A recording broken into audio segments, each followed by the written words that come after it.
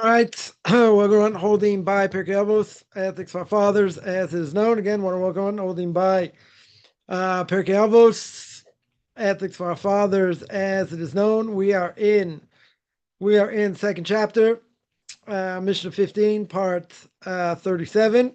Could be this part 38. Also, we'll see how far this goes. Again, want to welcome on holding by Pirke Avos, Ethics for Fathers. We are in the second chapter, the 15th Mishnah, and speaking about the rabbi, that person can be warmed by the fire, right? The fire of the sages.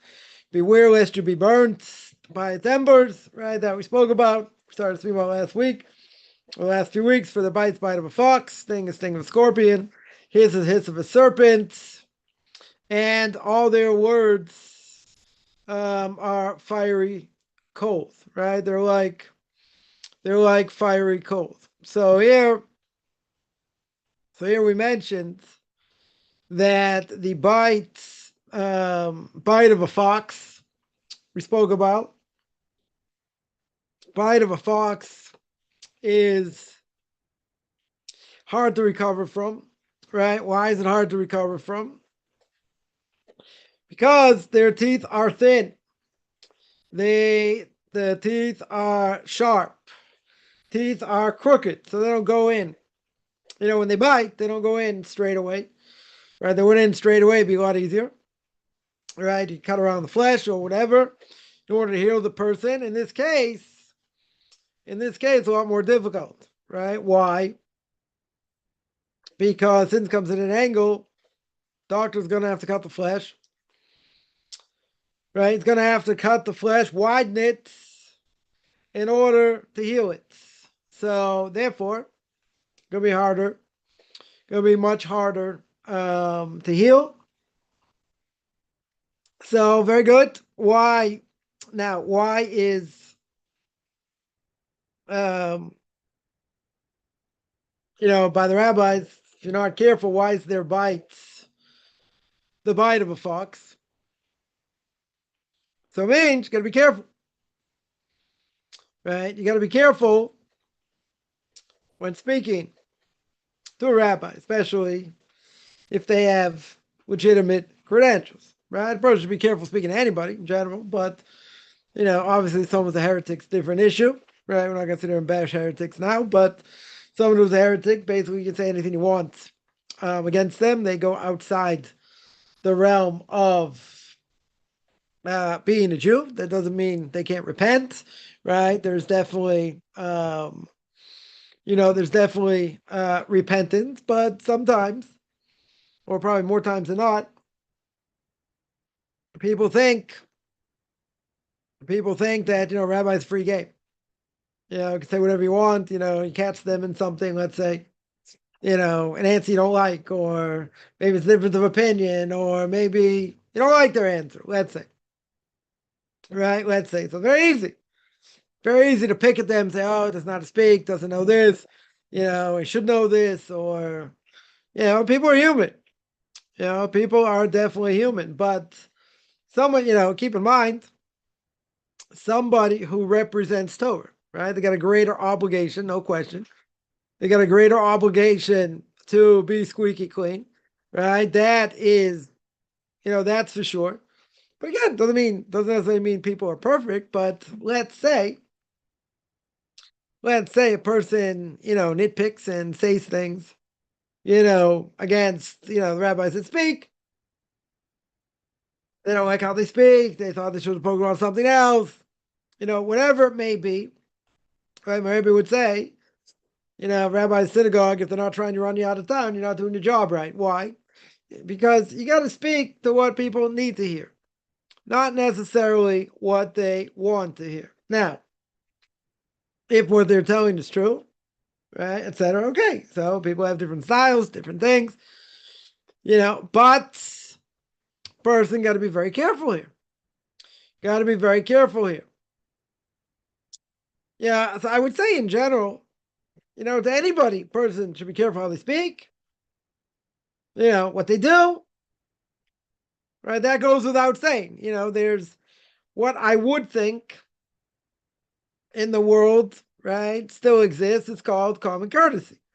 Now, the problem is, they say with the Yeridus Adoris, with the generations going further and further down, from the giving the Torah Mount Sinai, we're much weaker, right? So even if there's more Torah being learned today than the time of the Second Temple, certainly not the quality. No question, it's not the quality. Some people might think, wow, the Rambam has his opinion. I have my opinion, right? So, as we mentioned many times, we can imagine, the knowledge of the Ramban, the Rambam, Rashi, Rabbeinu B'chai, Beis Yosef, Kiveger, right? All these great rabbis, previous generations. Some people think, okay, they have their opinion, I have my opinion. But, someone mentioned or asked a few weeks back, someone had asked, what do people do? What do people do before they had Rashi? How is it possible to learn, right, without Rashi? So it's a good question. But people knew. People knew what the explanation was. There was oral law, it was explained, right? But, Rashi made it very easy, right? Made it a lot easier to understand, his commentary on Chumash, his commentary on the Talmud, etc. So people make the mistake and they think, I'm not going to say everybody, but there are a lot of people that think that, who are these rabbis? Why do we have to listen to them? Who cares what they say? My opinion is just as valid. Now, I would say, if you're on the same level or you had similar knowledge, you want to argue with them, okay, we could have a discussion. Short discussion, but we could have a discussion, right? You'll say, my opinion is just as valid. But see, when it comes to Torah, or I would say any other discipline, nobody would do that. Would someone say, well, they read a, example we always give, that, someone read a Wikipedia article on physics, they're going to knock out the greatest physicist of our day, Stephen Hawking. They're going to knock him off. I don't think so. Right? Someone's got a PhD, what they say, pilot higher and deeper, or Papa has dough. Well, I'm going to say in their subject, they're 1% of one aspect of one subject that they got a PhD in. Okay, very good. So they did all the research. Person's going to say, wow, I just read this article, that knocks out all your research. Well, that's kind of hard to believe, right? Whether it's in science, whether it's math, whether it's in history, whether it's anything, right? Now, it's very hard to imagine anyone have that kind of chutzpah to do that. Comes to Torah, I would say no different. So spent years and years and years, learning. You're going to knock them off with, one thing. Doesn't mean people don't have good questions. You can have good questions. Some good questions don't necessarily have answers, right? Or clear-cut answers, let's say. Yeah, plenty of things. Plenty of things. So now, does that mean the person doesn't know his stuff? No. It means that things are complex, right? Things are very complex.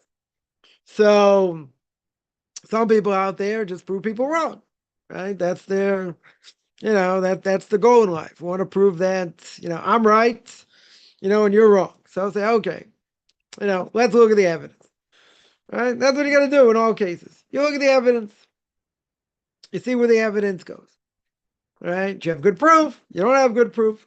Problem is, most people are not looking for the truth. That's the issue. Because even if you give them proof, they'll try and figure out, no, that's not true. That's not what it means. I have my own definition. I'll use Webster's 8th definition, whatever. That's what people do, right? In general. They're looking for truth. It's like if you write a term paper, what do? You write a thesis, right? You have something you want to prove. Spend the whole paper proving it, and then you draw your conclusion. Obviously, you're not going to say, I have a doubt in my conclusion, I have evidence against it, you'll fail. Right? That makes perfect sense. Right? But, today, a lot of times, people talk at each other. They don't talk to each other. Meaning, people don't want answers. They hear what they want to hear. That's it. It's like, oh wow, I never thought of that. What a great idea to rethink everything. Imagine, Elie Wiesel wrote all these books, all these, Holocaust books, right? So imagine you said, oh, I really have the answer to the Holocaust. You give him you give him an answer, you give him, information, whatever it is. It's like, oh yeah, that's the answer. I'm not going to write any more books. Again, I'm not, coming to anyone who went through the Holocaust.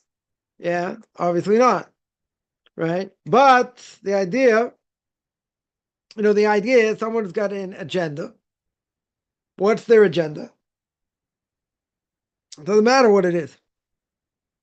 They have an agenda, and they don't care about the facts. Period. They're not looking at the facts. They're not interested in the facts.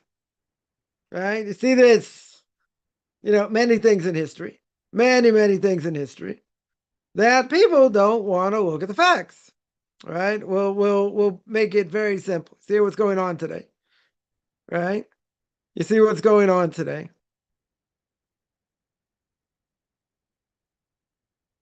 That people yelling, screaming from the river to the sea, right? We made clear they don't know which river or which sea, right? So whatever they're claiming obviously is wrong, right? They don't care about the information. It's mind-boggling, right? It's mind-boggling to see, especially someone who, has studied history and modern history, to hear people say things ludicrous, absolutely ludicrous. They don't look into it. They're not interested in looking into it. They have an agenda, right? They have an agenda. Israel's wrong, too much aggression, killing too many people, even if the facts don't prove that. They don't care, right? They don't care. They're not interested in what the facts are, period. Right? That's the way it goes. So, so at the end of the day, people have greater responsibility. Now, people have greater responsibility. What happens? You get scrutinized more, right? Person social, puts out things social media. Yeah, information has to be good, has to be crisp. Shouldn't be confusing. Okay, could people have claims? Yes. You didn't say this. You could have said that. Different things. All right, everyone's a Monday morning quarterback. Everyone's got ideas. After the fact. Also, bring out jealousy. Well, jealousy. People can be jealous. I can do the same thing. I can do it even better. Okay. Right? So go do it. Right? Who's stopping anybody? Nobody's stopping anybody. So go do it. Right? But when, people nitpick, so to speak, they're looking for something. Right? What are they looking to knock someone down? Right? That's what Lashon Hara is. Right? Essentially. Right? Normally, a person, God forbid, does a transgression. Yeah, normally a person does a transgression, they have something in their hand. They stole, they have money in their hand. They did other things, they have some benefit. Right? They have something in their hand, so to speak. Comes to Lashon Hara. What does a person do? Person speaks badly against someone else. And when they speak badly against someone else, what happens? They put other people down to make themselves look good. Now, Lashon Hara can even be on something that's true, right? That's why, why non-Jews in general don't have to learn it. Doesn't apply to them because that doesn't make sense logically. Because everybody knows it and it's true, let's say, then why can't you repeat it? Why do you need certain conditions to repeat it? So it's not logical, right? It's totally not logical. But what will we say?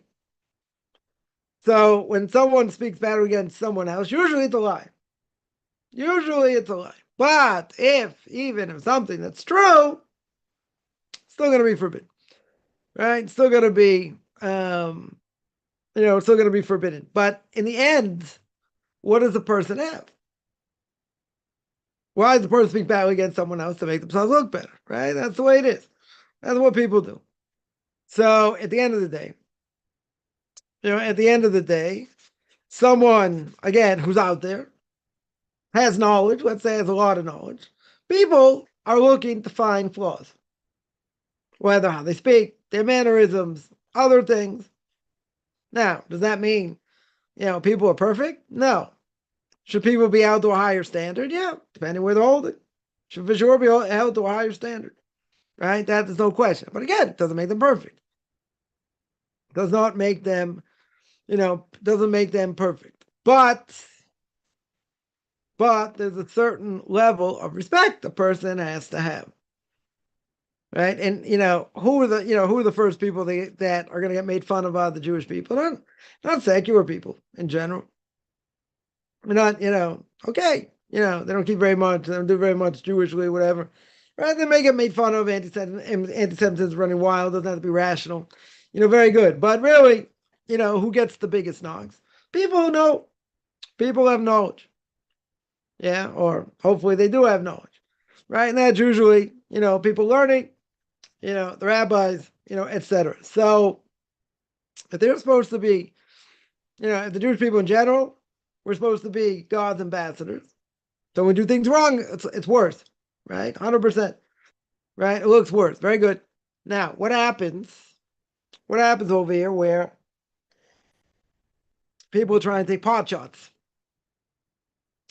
Yeah, people try and say things not true because they're grasping at straws because they want to make them look bad.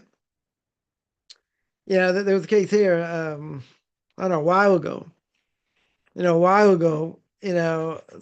Very heated issue. We're not going to get into politics about other Orthodox Jews in the army and in the workplace, which, even according, to secular statistics, plenty of people working, not sitting and learning full time, but it doesn't matter. But the point, but the point is, the minister doesn't know anything about Judaism. I mean, nothing about Judaism. Makes a claim and says, well, the Rambam, Maimonides, wasn't he a doctor? Didn't he help others? He was a doctor, right? Essentially, he was a doctor. Good. Tremendous rabbinic scholar. Okay, right? So this person says, if the Rambam, one of the greatest people in Jewish history and in Jewish scholarship, very good.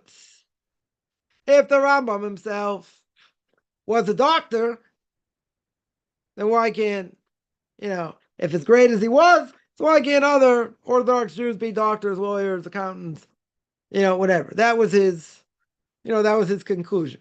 So one of the religious parties, or a few of the religious parties, basically, shut this guy up very quick, and just like flatten him like a pancake, making such a comparison, right? But what do they flatten him on? They said you're out of line. Why are you out of line? Because you have no knowledge. You have no knowledge. No Jewish knowledge. See, someone's going to speak about, I don't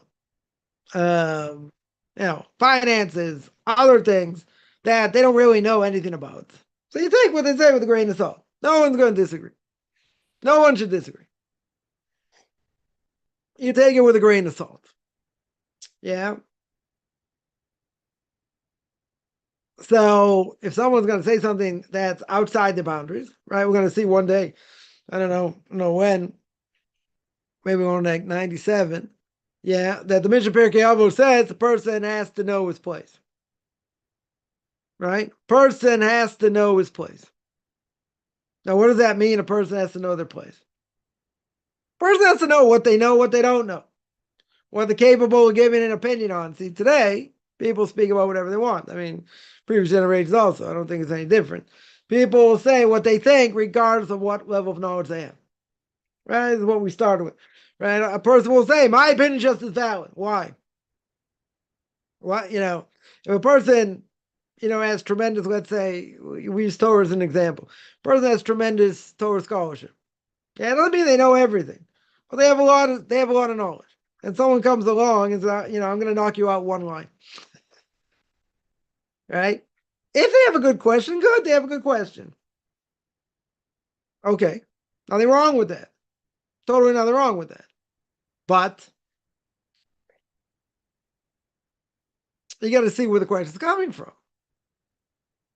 Person can have an agenda. It's not really a question. Right? They have to know. Is the person asking the question, or they're just making a statement? So we always say, if you're making a statement, I don't have to answer. I think Judaism discriminates against women. The answer is, oh. I think Judaism is anti-pig. Oh. That's the answer, because they haven't asked the question. Yeah, they say, why do you keep saying no? Well, you didn't really ask me a question. You made a statement. I don't have to answer that. You made a statement. Someone says, if I were to ask you what you think about the Torah being against, women and pigs and this and that, what would you say? Okay, that's a question. People have agendas, right? People don't think. People don't look at information. Now, why wouldn't they want to look at information? Very simple. Gonna disprove what they think. Disprove what they believe. Maybe. Someone coming out of Christianity, what's the last thing they'll do before they finally, throw JC in the garbage? What are they going to do? They look at the other side. Let's see, Christianity is very good. They keep people afraid because they don't believe in JC for now forever. That's bad. So before they throw them in the garbage, what are they going to do? They're going to make sure the evidence they have is true. Right? Otherwise, why would they do it? Go against everybody else. Who wants to do that? Stand up against family, friends. It's a hard thing. It's a very, very hard thing. Right? They want to make sure 100% that they're right. But people give opinions all the time. It doesn't matter who it is. They'll express an opinion based on what they might have heard on the radio, what they might have seen on TV, what they heard on the internet, whatever. Yeah, but not necessarily based in fact. Right? You need fact checkers for what people say. People say all kinds of things, and you have to sit there and entertain what they say. So, very interesting. Did you read Encyclopedia Britannica on the subject? Right? I don't even know if it still exists. Probably online. Yeah. Did you ever learn anything on the topic, or you just, look at the genocide, right? Common claim. What Israel's done, genocide. You know what genocide really means? It means you're wiping out everybody. Everybody. You're wiping out a whole group. And that what Hitler Yamach Shemor Zichro did, or tried to do. Other groups tried to do the same thing against others. Yeah. Genocide would mean, there's no population growth. Genocide means just you're going against one group, you're totally demolishing them. You're flattening them like a pancake. Like no next generation. That's what genocide is. So if you look from 1948 to 67, and from 67 further, you see the average growing the population by leaps and bounds. Statistically. Anyone's going to look it up. It's not hard to find. So where's the genocide? Lies spread very easily. Right? Truth is hard to come by. Lies spread very easily. And the same lie gets perpetuated. Now, some people see through it. But a lot of people won't. Because they get sucked in. But, that's the way of the world. It's the way it's been. Right? It's just, it's uncanny that, if a person knows about modern history, you never make such a statement. Right? You would be stupid enough to make such a statement. Because the evidence is there. If you want to see it. Right? The evidence is there. One example, just, without going to politics, we mentioned this before. Mark Twain, Samuel Lang, Owens Clemens, wrote Tom Sawyer, Huckleberry Finn. Right? American fame. Came to Israel in the late 1800s. Now, what happened when he came here? Nobody here. People trying to drain swamps, whatever, but there's nobody here. Essentially, the place was flattened like a pancake. Now, he wasn't a religious person, but he said exactly what the prophets say. Now, if what the Arabs claim, colonialism, we stole from them. You had the Turks, you had the British, right? So why didn't they make claims against them if they were here? They were there before us, right? That point, right? They were there. So why didn't they make any complaints? Because there's nobody there. Essentially, there was nobody there. A bunch of nomads, Bedouins, okay, but they weren't a group, they weren't a nation, they weren't nothing. So where's the claim of colonialism? Colonialism means systematically took over. And genocide means you killed everybody. Well, how can you kill everybody if there's nobody there? It's like destroying a straw man. Like, gone.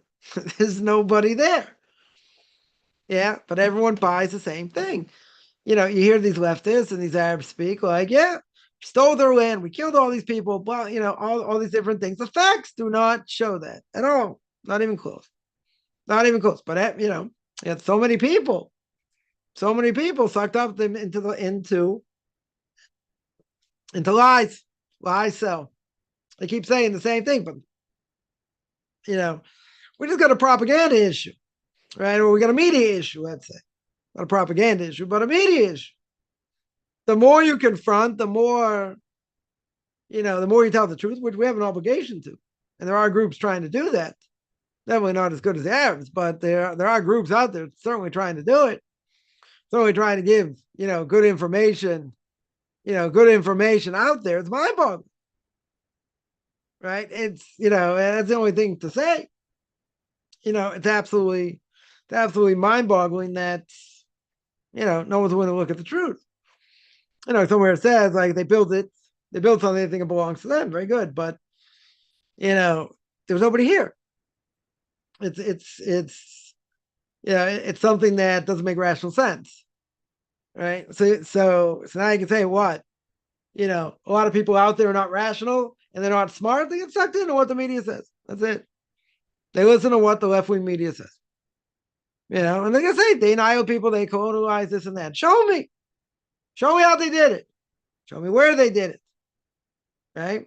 Well, I can say, didn't the British do that? Didn't the Ottomans do that? Did they come and colonialize?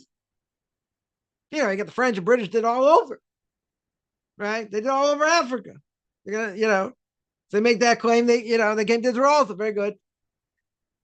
And there's the partition plan, etc. And then the Arabs attacked. Very good. So they attacked because they wanted the whole thing. Where do you have this idea that, that we colonialized and took over everything, and threw them out? Now, when there's a war, a different issue. Yeah, no one's ever given land back in a defensive war. That's true. It's only once a population exchange between Pakistan and India. That was in the 70s. Okay. Well, it never happened. Never happened. So, at the end of the day, lies sell. Very good.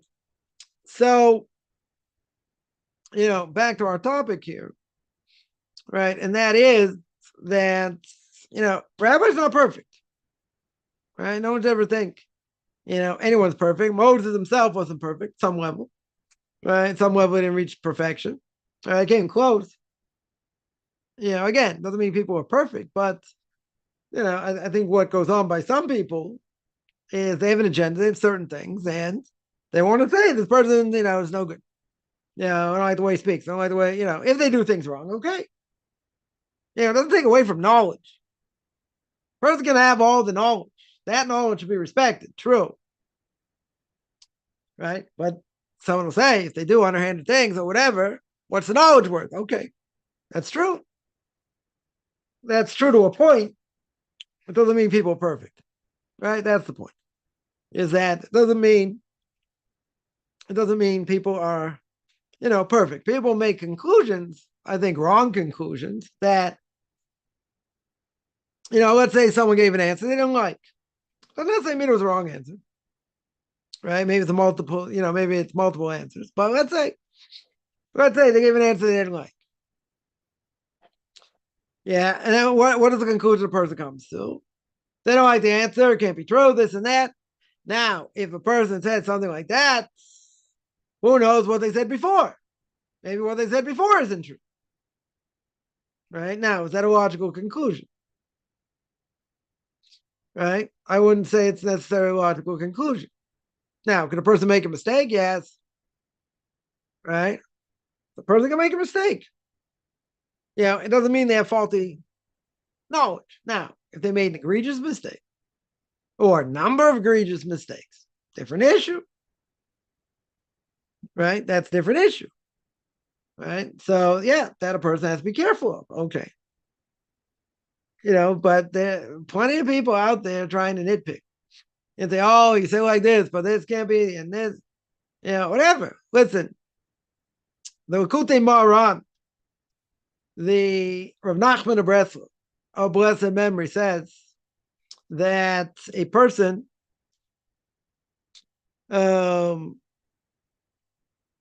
it's always good to have people against you. Why? Because that means that what you believe in has to be that much stronger. Right? It's always good to have people against. In other words, if you weren't doing your job right, like my rabbi said, for others say, that, a person, the rabbi of a synagogue, they're not trying to drive you out, you're not doing your job right. Because people need to hear what they need to hear, not what they think they want to hear. And sometimes it's hard to hear certain things. Okay. So if someone makes egregious mistakes, then you can call in the question. They didn't call in the question knowledge. They can make mistakes. Depends what the mistake is in, etc. You can have people with great knowledge be heretics. Can have it. It makes sense logically, but it can be. It definitely can be. But the point is that we're not perfect. That's what it means. But if a person comes out wrongly, right? Wrongly, they are in serious trouble. They're going to be in serious trouble over here. Right? They can take what you said out of context. People try to do that. Right? Like I say, it's uncommon. It's happened. A person can speak for 2 hours, 45 minutes or an hour, take one line, take it out and say what the person said over here. But they don't say what he said before and what he said after. They're looking for issues.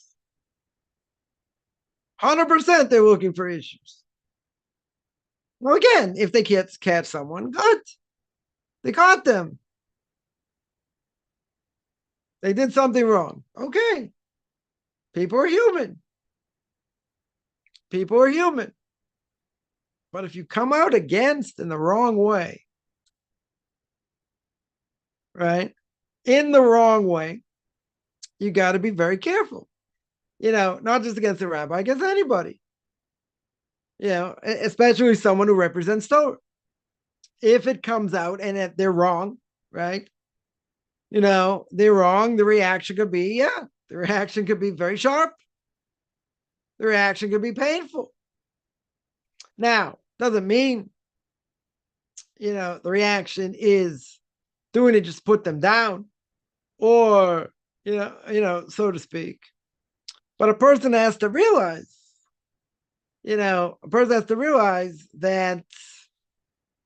the closer you get, the rebuke could be much greater.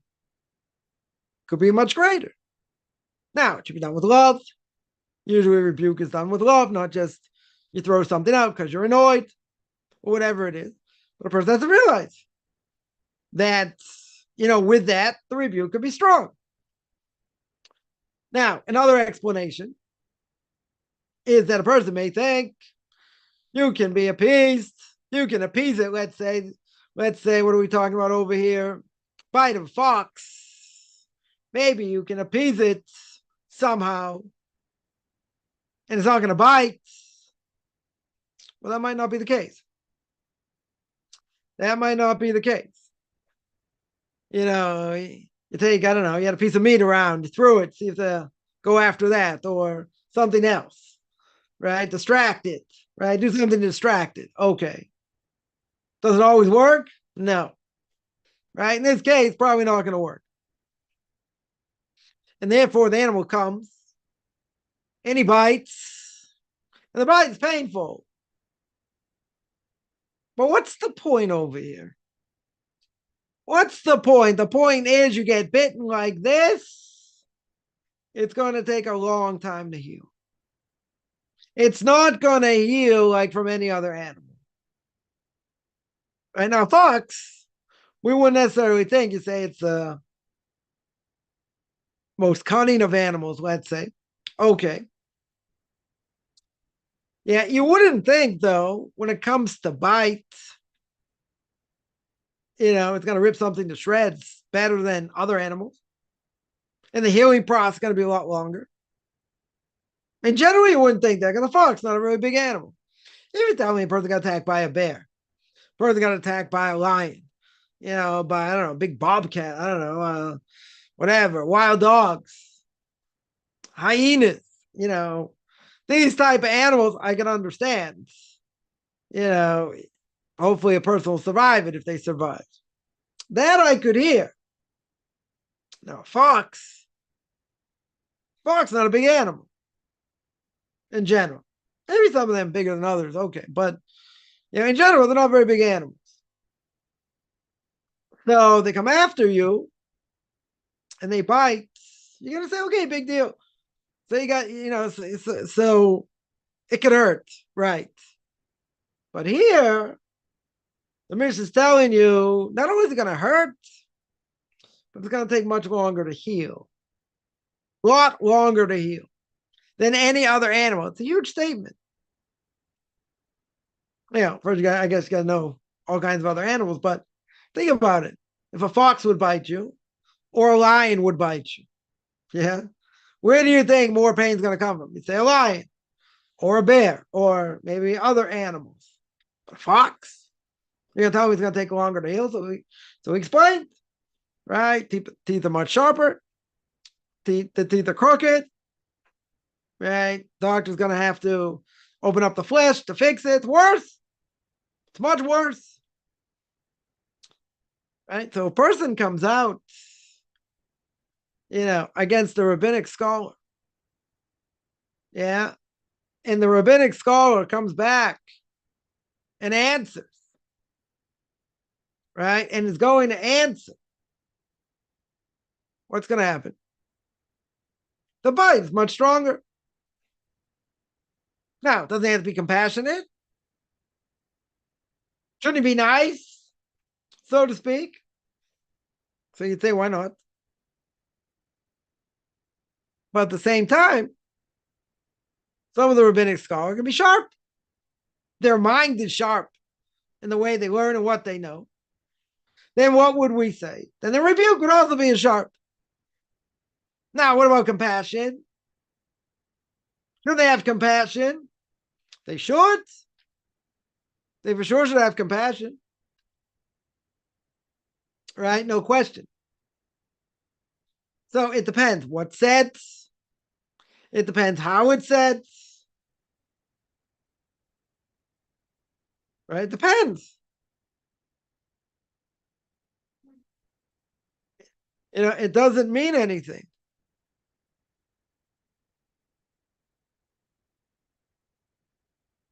It doesn't mean anything over here, what the person says. And how it's said. Sometimes person has to be rebuked in a strong way. Right? That's what it means. Nobody wants to hear that. Nobody wants to hear that. Say, what are you getting so upset? What is? Right? Yeah, there should be compassion. But again, it depends. You have the famous story with the Yeshua ben Prachia.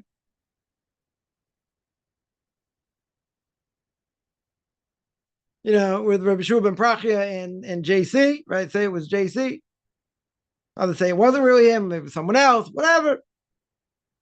And he made a lewd comment.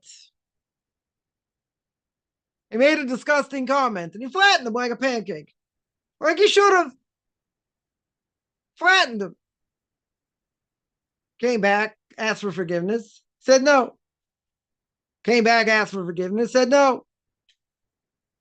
Third time he came to ask for forgiveness, in the middle of the Shema, would have accepted forgiveness. But he didn't. He couldn't speak. So then he went out and did whatever he did. So some have a claim against Yeshua ben Prachia, had more Should have had more patience, this, that. But he hit him really hard. Now, did he deserve it? Wouldn't we say he deserved it? Person makes a disgusting comment. We're not talking about someone's mentally challenged. We're not talking about that. We're not talking about that. Person made disgusting comment. Deserves to be flattened. Person's a student. Now you might have, a prohibition of teaching someone not fitting to be taught. It's huge responsibility.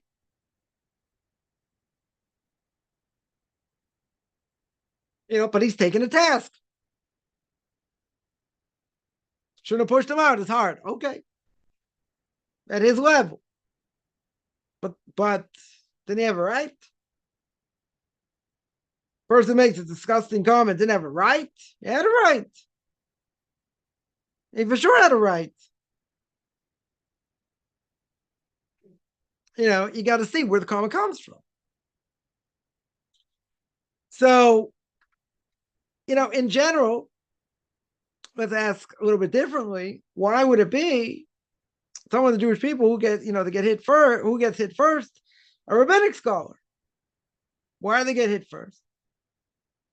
Why did Rabbi Akiva said, if he came across a rabbinic scholar, would have crushed him, would have bit him, crushed him. Why? Because deep down, the Jew knows what the truth is. They know what the truth is. So someone who represents the truth, they can't stand. So they make fun of him. They'll say things or this or that. But they hate them. They totally hate them. And it makes sense why. Because of what they represent, what they bring to the table. It's not a question, it's a terrible thing. They come out against rabbinic scholars. It is, but why? Why of all people? Because of what they represent. Spark in a Jew says, what? You think you're so good? You think you're so holy? I'm just as holy. I'm also a Jew. They may say I might be better because I'm a Kohen, or I'm a Levite, or they may not even say that. They say I'm just as good. We're all part of the same nation. True? We're all part of the same nation. Right? But the ones that are teaching others, right? And they are making, generations of the, future generations and strengthening future generations. Sure, they got a great responsibility. But they don't always speak about what people want to hear. How do they ever speak about what people want to hear? The difference is they speak about what people need to hear. And that's a harder thing. It's a much harder thing. So they're the first ones to come out against. Now imagine, you got to come out against something everyone holds dear, right? I'll give an example. Rabbi Chanan Wasserman, Hashem Yikam Damoy, God should avenge his blood. Rabbi Chanan Wasserman once said, whenever he came to England to raise money for the Shiva Baranovich, and my Rebbe was a kid at the time, I took him to synagogue on Shabbos, and he heard in the synagogue there were people that were pro the Israel state, right? They were pro-Israel, not so religious, but they were big Zionists. They were big in the Zionist movement. Now, without going into all the details, so he spoke fire against them. Right before Musaf, he spoke. And he started saying all these things against the Zionists. So they made a protest. The protest was they left in the middle, and they dubbed Musaf outside. All those that were pro-Zionists, they left. Essentially, they left. Right? We looked around, it's like, barely 10 men to finish. So he asked them, he walked Rabbi Chanan home. He asked them, what's going to be with Yeshiva and Baranovich? He came to raise money. So listen, there's a disease in this generation. You can't have a state of Israel that is just a state of Jews and not a Jewish state, right? And not run by Torah mitzvahs. Can't have such a thing, right? Forbidden to have such a thing, right? So he came out very strong. Against. So, we see Zionists got plenty of blood on their hands. Could have ransomed off Jews in Europe. They didn't want it. They only wanted, secular young people to come build up the state, build up the country. They didn't want these old Jews and their old religion, blah, blah, blah. They didn't want any of that. And in the end, what happened? There are groups of people that came. I have the Yemenites that came, and they swiped the kids, and basically brought them up as secular Jews. Whatever, a lot of things they've done, right? That are bad. That are definitely bad. Now, he said this, many, many years ago. Many, many years ago. They didn't like it. They protested against him. Good. But he felt he had to come out against it. Right? And he had to say something very strong. But Rabbi said, so where's the money going to come from? What's going to happen with the Yeshiva and Baranovich? And he said, it'll come somewhere else. It won't come from them. However it comes. A lot of messengers God has. Plenty of messengers. Shuas Hashem Kerafine. Right? Salvation of God come in the blink of an eyelash. Right? In the blink of an eyelash. Person's, down, this, that, something going to happen overnight. Overnight. Seen it, heard it from others. Right? But sometimes the person got to be strong. And sometimes you'll be unpopular. Right? People think you're crazy. People think you're out there. People think, all kinds of things. Okay. But why would they come out so strong against the rabbis? They're not going to come out against secular Jews. I don't care. Maybe themselves, they are secular, whatever. But even religious Jews, why would they come out against certain people? Jealousy, other things. Right? Because deep down, they want to say, I'm also okay. They'll say, I'm also good. Like, who are they to say this, that, and the other thing? Like a reformer conservative Jew would say, maybe not all of them, but some of them would say, you think I'm not a Jew. If your mother's Jewish, you're a Jew. Not going to go into they desecrate Shabbos in public, that stats of a non-Jew, whatever. There's repentance. Question is how far it goes. But the reality is, if your mother's Jewish, then you're Jewish. But what are they really saying? What's really behind what they're saying? They're saying, I'm just as valid as you. I may not keep kosher. I may not keep Shabbos. I may not keep other things. I read an article recently about a secular Jew that's making a lot of waves over the last number of months, with a professor, Columbia University, my alma mater, and came out strong against all the protesters and whatever, became a very strong voice for being proactive, to protect Jewish lives on campus. And he's had a lot of problems. Interesting. He's like, I grew up secular, made Kiddush Friday night, but basically grew up secular, and he protested, against the government last year, whatever. He got punched in the face by a police officer. I don't know exactly what happened there, but whatever. One of these protests. So he said he's a leftist, but to a point. He's saying, but I'm also Jewish. And he's pro-Jewish, even if he's a leftist. Yeah, so he's paid a price. He's for sure paid a price. right? It's no question. But, it's very interesting. Very interesting. He's, protested in a way, made a lot of people feel uncomfortable. And he's saying you have to fight back, you have to push back. You can't just, leave the status quo. You can't just leave it as it is.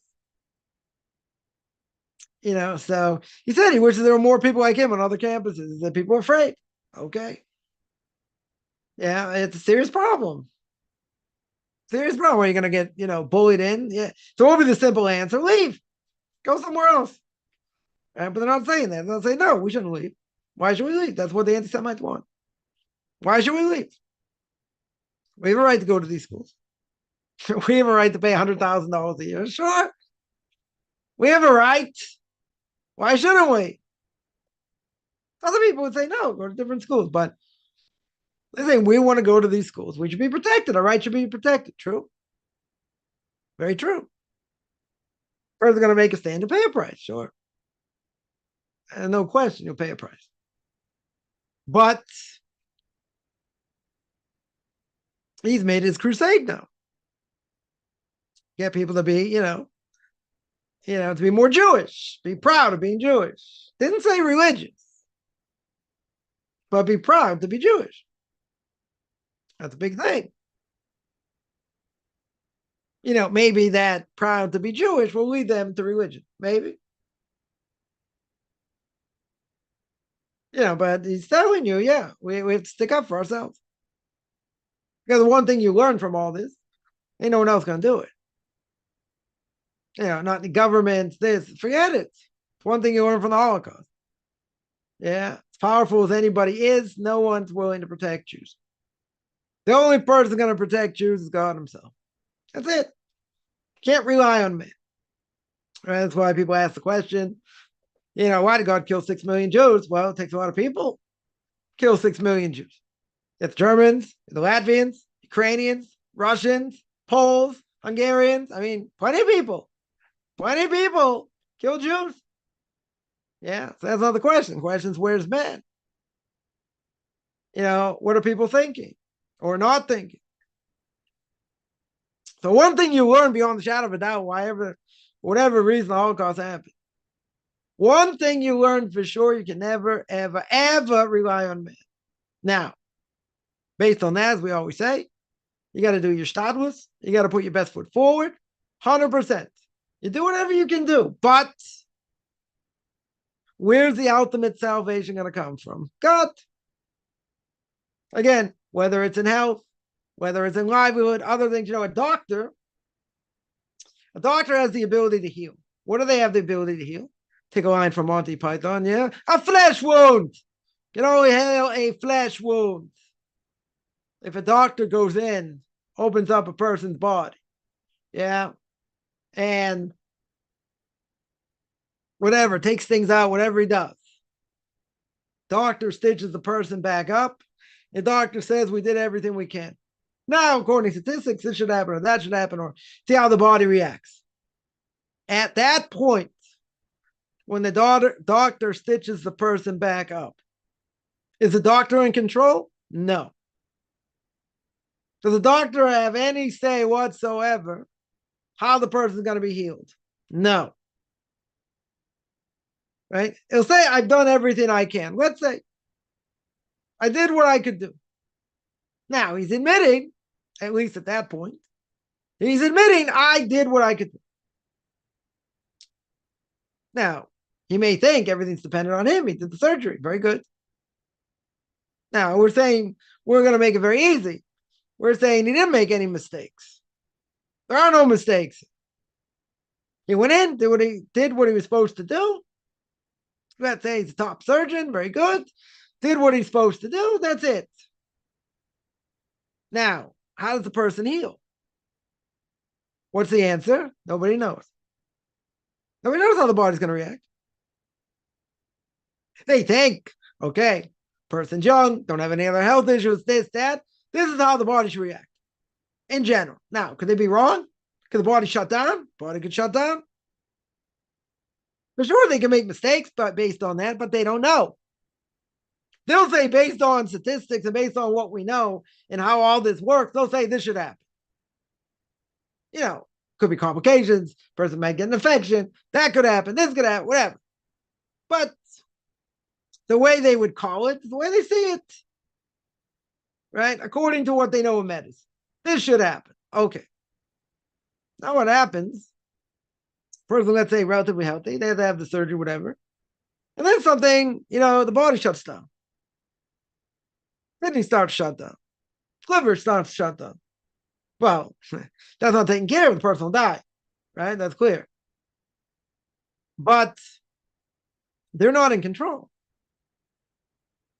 They think they're in control, they're not in control. That's why the Gemara says, Tov shebaruch rofim l'gehenim. The best of doctors go to hell. Why the best of doctors? Why not just say doctors in general? Because even the best don't recognize God's hand in everything. They'll say, I did this and I did that. Very good. But are they in control of that? No. Right? Famous story we mentioned. Somebody goes to a doctor, right? And the doctor says, yeah, I'm a specialist. I can, certainly help you. Looks all the records. Yeah. So the guy says, secular doctor. The guy says, yeah, thank you very much. Bezrat Hashem. You can be the right messenger. He's like, what do you mean Bezrat Hashem? What do you mean with God's help? I'm the one doing the surgery. God has nothing to do with this. This guy's like, take that back. I'm not taking that back. He says, I'm the one doing this. He says, if you don't take that back, I'm not, you're not going to operate on my child. He goes, if I don't operate on the child's going to die. I said, we'll see. So we'll see. The doctor left. So doctor goes to a conference, middle of a presentation that he's giving in front of 200-300 people. You know what they say? When you got to go, you got to go. So you got to rush out in the middle of this lecture. Calls the guy back after he gets home and says, yeah, I'm willing to do that surgery, Bezrat Hashem. He's like, guy says, what do you mean, Bezrat Hashem? What do you mean with God's help? He says, I thought I was in control. I'm the one doing the surgery. I'm the one doing this. And guess what? I couldn't even control a bowel movement. I can't even control what's inside myself. So if I can't control it, there's something else going on, right? You learned the lesson. Most people don't learn the lesson. Most doctors may think they are God themselves. They make the decision whether the person's going to live or die. Go to hospice or not, or whatever. They're the ones making the decision. They're the ones saying everything. They're the ones in control. They're not in control. A flesh wound they can heal. That they can heal. Something internal, no control. They have zero control. Right? Zero control over here. They won't admit it. Maybe some will. But even if they say with God's help, yeah, they'll say, or let's say better, they'll say, I've done everything I can. The rest, you should pray, let's say. No guarantee. No guarantee. It's expression here. It's probably other places also. But the expression is the surgery was successful, but the patient died. So what do you have? You can have the doctor do everything they could. They'll say surgery was okay. But guess what? Patient died. I guess surgery wasn't so good. Or just other factors involved. But doctors are not prophets. They can say what medicine will tell you. They cannot say in any way, shape, or form what's going to happen, how this body is going to react. And you see by COVID, right? Some people actually died from it, right? Even though I think the statistics are skewed. But even so, you can have somebody that was very healthy, right? Let's say there were cases like this, young people, extremely healthy, forget about the vaccine. They got COVID and they died before the vaccine. Yeah, they died from it. Now, you'll say there's something else going on. They missed something. There was nothing else in the person's system. The story of somebody, 2-3 kids, in the early 40s, got it 3 days later. 3 days later, they died. No health issues. Zero. Zero health issues. How do you explain it? God wants this person to die. He died through COVID. Okay.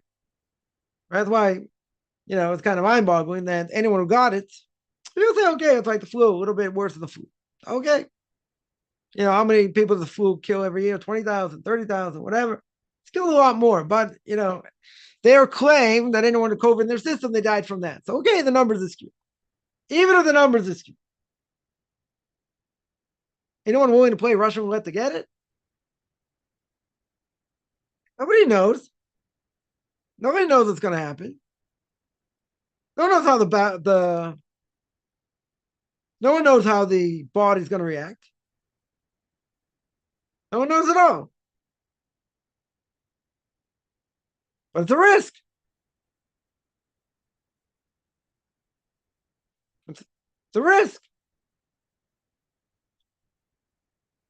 So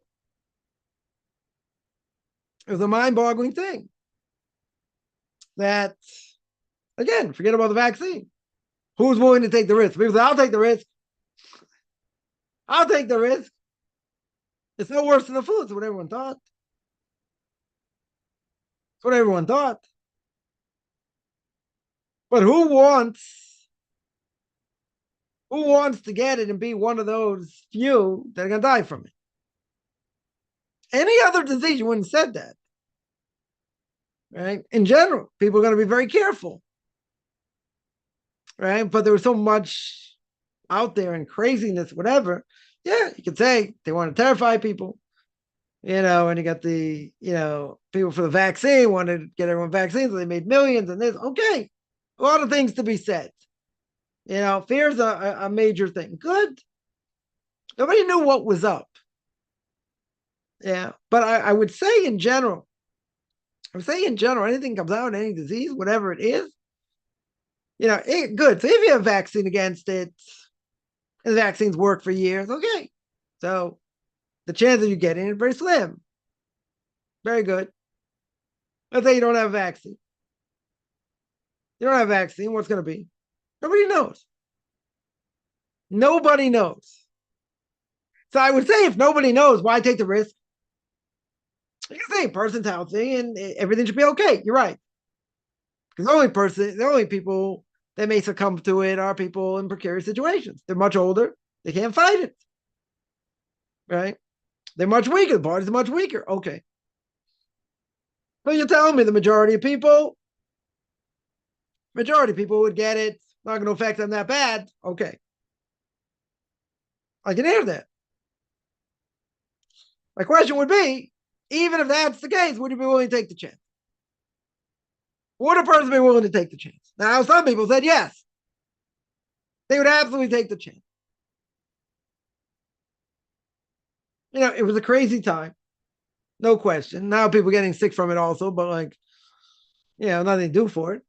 Right? So to speak, even if you got the vaccine, so it should be less, whatever a person should get from it. So it hasn't totally disappeared. But, even so. So now people know, okay, if they have the vaccine, quote unquote, it should be a lot less and it shouldn't be as bad and blah, blah, blah. Okay. When it comes to sickness in general, and something's out there, you want to take a chance to get it? I wouldn't think so. And put in your best foot forward. You do whatever you can to fight against it. Because you have an obligation to guard the body. For sure, you have an obligation to guard the body. So in this case, what goes on inside the body, as we said, you don't know how you're going to react. No doctor can say, okay, if you got it, you react this way. If this person gets it, they'll react that way. They can say, most people who are healthy, they have no other issues, it shouldn't affect you that bad. Right? You'd be sick for a couple of days, maybe longer. Okay. But you get over it. That's probably the majority, let's say. So let's say they got other opinions that said the same thing. Okay. Now, would you do anything preventative to prevent? I'm not talking about taking the vaccine, let's say. But there's no vaccine. Yeah. So I would say that, when it comes to something like this, why would anyone take a risk with their body? Even if they're healthy, even if they're young, doesn't matter. Doesn't matter. A person can say, well, it's not going to affect me in a negative way. Go according to the majority. Good. But what's considered a danger? 1 in 1,000. 1 in 1,000 is a danger. So 1 in 1,000 is a danger. It's not a small amount. He's only 1 in 1,000,000, 1 in 500,000, 1 in 100,000. Okay. But if the statistics are much lower, you can't take that chance. Right? Then you'd be a fool to take that chance. But there are plenty of people that I don't care. If I get it, I get it. I'll be one of the majority. Nothing's going to happen to me. Okay. That might be true. But nobody can say, nobody, because we have no prophets here, no sons of prophets, but no one can ever make the statement and say, whatever happens, I'm going to come out okay. You don't know that. Even if the statistics were very high, that nothing should happen. Good. Nothing will happen. Tremendous. Can I bank 100% that's going to be? Can I put all the money down that I don't have on the table and say, yeah, I'm going to take the chance, I'll put it all down? I don't think so. I don't know if anyone would do it. Because the human body, you do not know how it's going to react. For some people, it may act in one way. Another person may react another way. I'll tell you another story, right? That kind of hits home. That my father was sick for a blessed memory for 3 weeks. By the time they finally found out what it was, did a PET scan or whatever, and they found that he had lymphoma. So it was terminal. So he said, 6 months to a year. You don't have to do anything now, but 6 months to a year. They gave about 6 months to a year, basically. Right? There's nothing's going to happen right now. They'll start treatments, whatever. We'll see. See how the body reacts, but nothing's imminent. That's what the doctor said. Okay.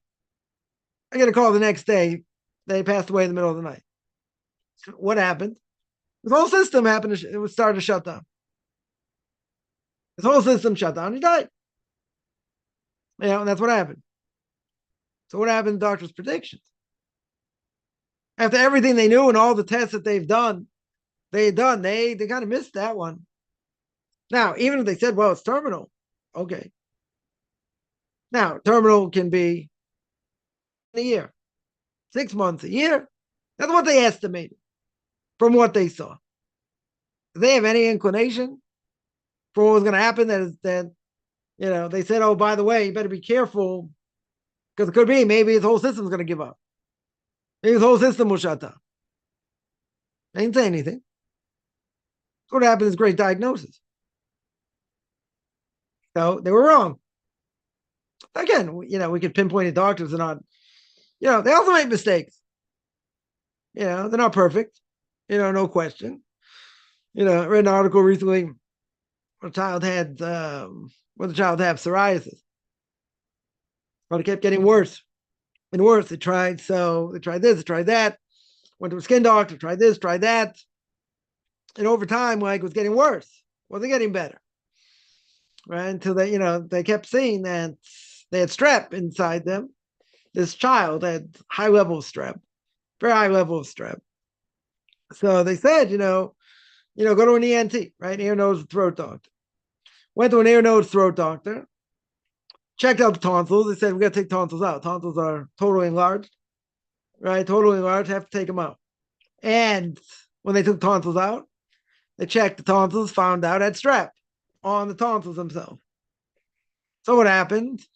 A month later, the only other thing that they were thinking of doing, since all these other medications didn't work and all these creams and antibiotics and whatever didn't work, so they were going to give certain medicine that gives cancer patients. Right? That was like a last resort, like absolute last resort, with all these, negative things that could have, negative side effects, tremendous negative side effects. So what happened? So they took out the tonsils, saw that tonsils had strap on them, right? Gave antibiotics, I guess, for that. And basically, a few months later, within a number of months, totally quit everything up. Again, medicine is not rocket science. You do this, you do that, try and fix this, try and fix that. Okay. Now, is there a guarantee the medicine they're giving is going to help? They'll say this should help this should help that. But again, this is a very good example. A general practitioner, tried this, tried that, got totally flustered because, things seem to get worse. So send him to a dermatologist. Went to a dermatologist, top dermatologist. Yeah. And the things that dermatologists recommended didn't work. Right. Imagine, a tremendous slam to the ego. So, yeah, okay. This is what it is. This is how we're going to fight against it. This is what you're going to take. Very good. What happened? Didn't work. Seemingly stayed the same or got worse. So, but the one thing they couldn't answer is why there was such a high level of strep in the body. So at that point, after a while, finally said, there might be something else going on here. With strep, go to an ENT. And I went to an ENT, that's what happened. But this is over, a nice period of time. So anyway, what's the point? Not going to knock on, knock on doctors here, per se. They're not fallible, right? I should say the opposite. They're not perfect, by any stretch. People come in, they do this test, they do that test, they do other tests, and what happens? What happens? They don't know. They have no answers. They don't know what to do for treatment. They don't know. There are plenty of things in medicine they don't know. There's a lot they do know. Okay.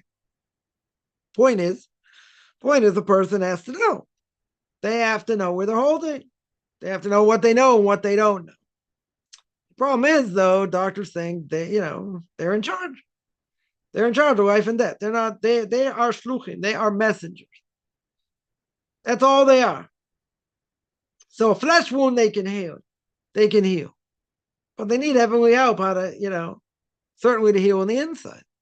Even though they think they're the ones calling the shots, they're not the ones calling the shots. And that's why the Gemara says, Tov shebaruchim legehanim, even the best of doctors go to hell. Why do they go to hell? For this reason. They don't recognize who's in charge. They don't recognize. So when you don't recognize, the punishment's more severe. God, as we say, is the ultimate healer. He's the ultimate healer for everything. And if he doesn't heal, the person will die. Right? But he's the one in control. Now, why do some people get sick and other people don't? And it lingers and it's hard and it's this. Can't answer. Whatever person, has to go through. You could be fine one day. Like I know of a case now. Someone all of a sudden, relatively healthy, all things being equal. All of a sudden they get all these, they get hives. They get all these like splotches all over the body, like whatever, skin lesions, different things. Painful. Legs blow up, like, can barely walk now. They find out they have a very, very rare skin disease. Extremely rare. It's like only 100 in the world that's ever had it. They have certain medication to take, whether it's going to heal it 100%, maybe it's just take a lot of time, but this person's life's changed upside down overnight. No reason. There is reason, but like not expected. I was like, oh, must have a cold, must have this. But all of a sudden, like, they get hives. Now they get like scabs all over the body. Like, I don't know, whatever the skin disease is over their body. And the legs like blow up. But it's not just okay. They got this thing. Yeah. That's not necessarily the worst part. Right? The worst part is now they can't move. They can barely move. They can't do anything. And it's painful. The boot. Right? There's no guarantee. You're healthy today. Tomorrow's another thing. Right? We have no idea. Another story. It's scary, buddy. Someone goes to a doctor, they're mid-60s. They go to a doctor, take all the blood tests, everything, comes out good. 2 weeks later, massive stroke. Either massive stroke or massive heart attack. One or the other. Yeah. And I don't think they ever recovered from it. They died shortly thereafter. Right? They didn't linger very long. So you go, it's always good. You go to the doctor, everything comes out good. Yeah. Person will be happy. Took all the blood tests, very good. Heart's good, blood's good, whatever. And then what happens 2 weeks later? The things we guarantee in life. Death and taxes, right? Not necessarily in that order. We're not in control. This is one thing we all have to see, right? As, we work our way to the month of Elul, to Rosh Hashanah, right? Day of Judgment, 10 days of repentance, Yom Kippur, so to speak. We're not in control. We have to put our best foot forward, 100%. You're going to do whatever you do for the boss. That's it. Put our best foot forward. But putting our best foot forward, not a guarantee. Not a guarantee. So when things are hard and things are tough, so you buckle down. You try and be better. Right? You try and invoke God's compassion, so to speak. Say a lot of Tehillim. Say a lot of Psalms. Doesn't mean you get answered straight away, but, we got to put our best foot forward. No question. So, in that, it's a lifetime of work. But as we said before, when the chips are down, again, whether it's health, livelihood, family, other things, whatever it may be, doesn't really matter. When the chips are down, who do you rely on? Can't rely on man. No possible way to rely on man. You have to rely on God. That's it. He's the one in charge. He can make it better. He can make it worse. God forbid. We can be squeezed, but he's in charge. Right? Sometimes we seem to forget that. We go through the motions, try this, try that, try the other thing. And we think by doing what we're doing, that's where salvation is going to come from. I can tell you many, many stories. We're not going to do that now, but many, many stories where you have somebody that, is in dire straits, whatever it is. And they think this is where salvation is going to come from. It's going to come from this place or potentially that place or whatever. So 99% of the time, wherever you thought the salvation was going to come from, comes somewhere else. Always comes from somewhere else. Never where we expect. Every once in a blue moon where we thought where it was going to come from, it came from. Okay. Right? Very rare. No, very rare. Right? There are many, many stories. Many, many stories, like that. Especially, especially in business. You thought, oh, this is going to happen, that's going to happen. And, it comes from a place where, totally unexpected. Totally unexpected. And we always say as well, not only Yeshua Hashem Ke'ervayin, right? The salvation of God comes the blink of an eyelash, right? But it'll come when he wants it to come. I ain't going to tell me I needed money 2 weeks ago, a month ago, whatever. It'll come when God wants it to come, right? I remember I asked one of my rabbis this many years ago, yeah, but I needed this money 2 weeks ago, a month ago. No, that's called be'ito ubizmano. At that time in the right time. It'll come when it's supposed to come. Right? So what do we have to work on? Patience. Even if you see the light at the end of the tunnel, potentially. Yeah. Even if you see the light at the end of the tunnel, doesn't matter. It could be a long tunnel. Yeah, it could very well easily come earlier, later. But usually a person can see, hopefully, the light at the end of the tunnel. So what do we have to work on? To work on Amunah. That's this generation. Right? Before the Messiah comes. That's what we have to work on. Right? It's our belief and faith of God. He runs the show. Now, we may think we know better, we should do better, this, that, okay, but he's the one in control. We're not in control of anything, right? We're not even in control of our own bodies, right? So to speak. If a person just, I don't know, just gulp down, a few cups of water or tea or coffee, whatever, you're going to tell me, okay, what time frame is it going to take for a person to go to the bathroom? You'll say, this person 10 minutes, this person half an hour, this person 45 minutes. Can anyone say for certain? No. Can't say. It's going to happen. Some point it's going to happen. It's going to go out of your system one way or another, right? But you don't know when. You can't pinpoint it. You can try, you can estimate, but that's why a person goes on a long trip. You say, okay, take care of the body first and then go. Right. So, you got a longer way to go than, something happening, having to stop. Good. Right. But again, you don't know. May eat something, may drink something on the way. Who knows? Right. But the body works the way the body works. Right. Chovos Levavos, Duties of the Heart says in Shar Bechina, right, in the gate of reflection, right, he speaks about that. He speaks of miracles of the human body. Right, it's really pretty incredible how the body works. How certain cavities, close up and they open up and whatever, and exactly how things work is pretty miraculous in many, many ways.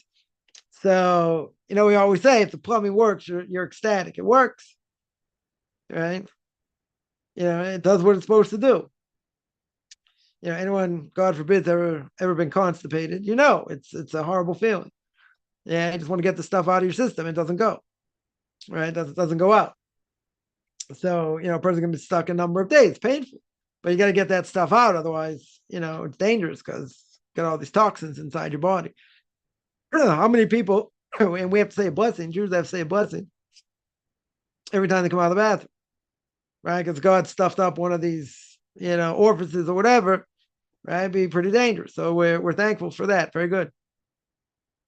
Very, very good. But I would say that, if the plumbing works, you're thankful. I remember told the story before. The secular Jew, my parents' synagogue was finished paying off his mortgage. Right? The day he finished paying off his mortgage, reckless driver came, flattened him, ran him over. He was in the hospital for I don't know how long. I don't remember how long. I was there with my father to visit him. Now, wasn't necessarily such a religious person, per se, but he told me he was absolutely ecstatic. This person was absolutely ecstatic when he was able to go to the bathroom on his own. Imagine. He's a secular person. Yeah. But he recognized, he didn't say it's necessarily from God, okay, but he recognized the ability to understand what it means to take care of your own faculties. Yeah. To be in control. Because before he couldn't do anything on his own. Right? He just got ran over by a car. I mean, whatever. It's an unbelievable thing. It's pretty amazing he survived. Yeah. But he's like in a tremendous amount of pain.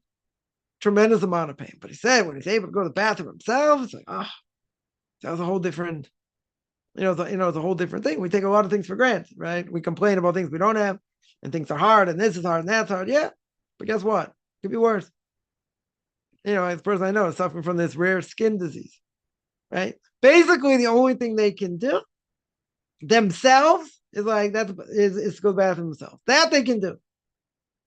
Right? That they've admitted that's pretty much what they can do. Almost everything else they can't do themselves. They can barely move. Right? It's it's an unbelievable thing. A person wakes up one day and this is what happens. They don't know where it comes from. I know someone, I don't know exactly to what extent, but suffering from ALS or Lou Gehrig's disease or whatever, where the muscles atrophy and then basically lose control almost of everything. Yeah. And they don't know. Plenty of things in science and medicine, that they don't know, that they're barely scratching the surface, of what they know. One thing again, not to rehash, about COVID, one thing for sure, regardless, is it made the medical establishment look very stupid. That's one thing it did. Whether you want to tell me the numbers are skewed and not as many people died from it, whatever, it doesn't matter. Made the medical establishment look really dumb because they know what it was. They know what to do. Wear masks, social distance, this, that, none of this stuff worked. In some places where they didn't do that, it was better. So it was crazy. It was just a crazy, it was a crazy time. But it clearly shows medicine does not have the answer.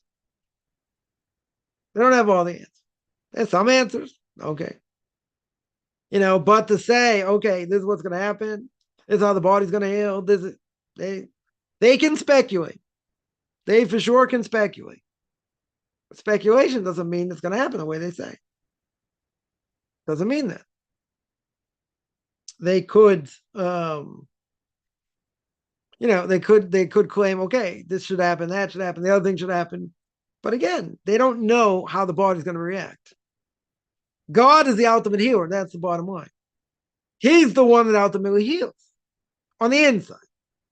The doctor can only heal what? The flesh wound, good. Can only heal that. But on the inside, it's got no control. No control. And if a doctor's honest, he'll say, we did everything we could. Now let's see how the body's going to react. Nobody knows how the body's going to react. Nobody has any clue how the body's going to react. Now, if they say, listen, the person's, young and strong and this and that, the body reacts this way. Good. Someone who's older, could be complications, could other things. Okay. But can they say 100% either way? No, that's the point. They can't say either way what's going to be. They can speculate. Okay. They can say this is what should happen. Now, could there be infection? Yes. Could there be other things happen? Yes. Be a lot of things that could happen. Tremendous amount of things could happen that they're not in control of. So I don't have a problem if they admit it. But if they don't admit it and they say, they think they're God's gift to the world, they're the one that makes the decisions between life and death, what's quality of life, that's a different issue. They don't have a right to say.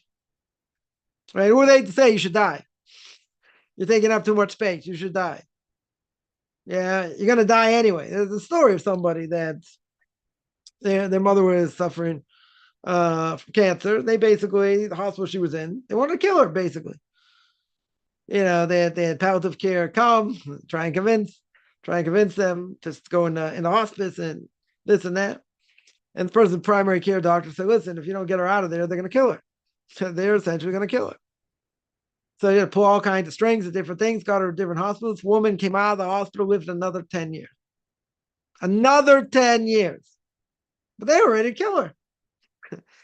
Cut her up into pieces, and that's it. They were ready to kill her. These are hard issues.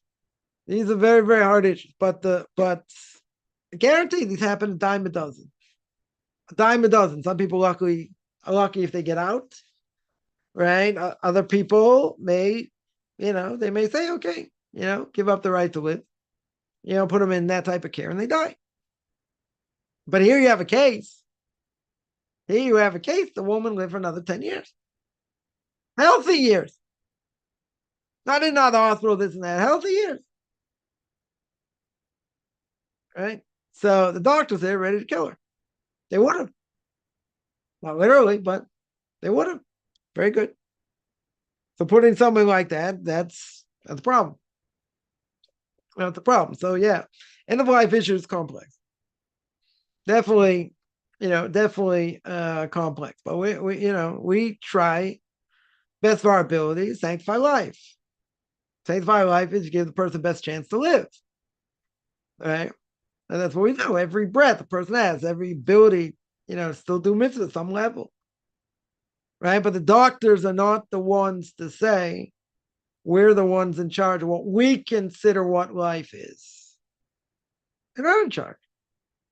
They're sure not in charge. They may think they're in charge. What we saw before. If a doctor admits they can't even control their own bodies and their own bowel movements, right? So, like, what gives them the right? What gives them the right to say what they think life is, or what quality of life is? Torah tells us.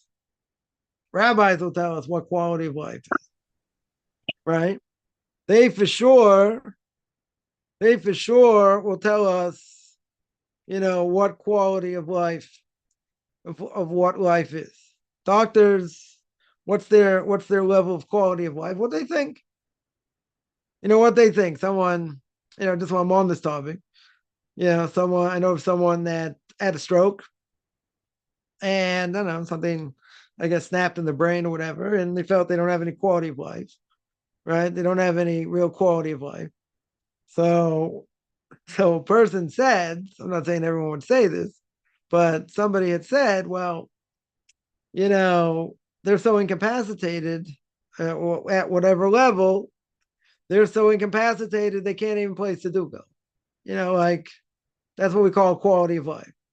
They can't do crossword puzzles anymore. It's not the same. So what happened? Person basically gave up the will to live. And what happens when you give up the will to live? You don't eat, you don't drink so much, the body gets weaker, and you die. That's what happened. That's essentially what happened. Second person I know had a stroke, right? Had a stroke, but they just had no interest trying to get themselves better. They could have worked hard trying this, that, for whatever reason they didn't. Also, same thing, just over time they got weaker, and they ended up passing away. So it is true. It is definitely true. Doctors will tell you this, right? It is very true that a person's outlook can overcome a lot of things. Can give a person longer life, more years to live, because their outlook is totally different. And if you have a negative outlook, so to speak, again, even a person that had a positive outlook doesn't necessarily mean, there's no guarantee you're going to live longer, per se. But it is true that the more positive outlook a person has, and the more willing they are to live, the longer they can live. Right? Now, that means they're going to live another 20 years, 10 years. It depends what they have. If someone just, passed away, what they have, they had pancreatic cancer, stage 4. So, not much to do, so to speak. But, they tried this, tried that, tried the other thing, and whatever. They lived, I don't know, more than a year from it, maybe a year and a half from it, or something like that. You do it, you do what you can. Alternatives work, right? So to speak.